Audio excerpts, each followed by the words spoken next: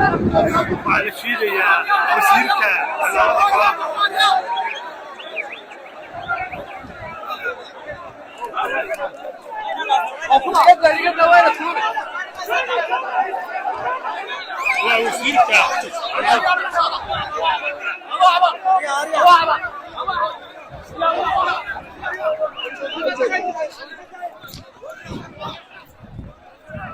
وزير سعيد صلب اللي في ذي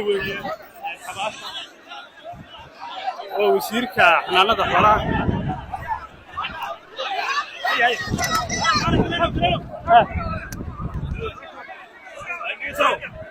وعكد عين ماشى kadib markii uu yimi wasiirka xanaanada xoolaha Soomaaliland Siciid Sulub ayaa yimi dhagax bay dad u qaadeen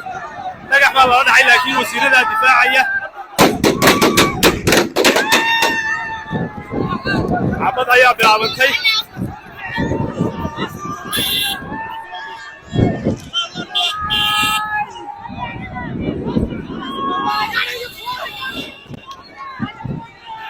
وزيرك حنانة حولها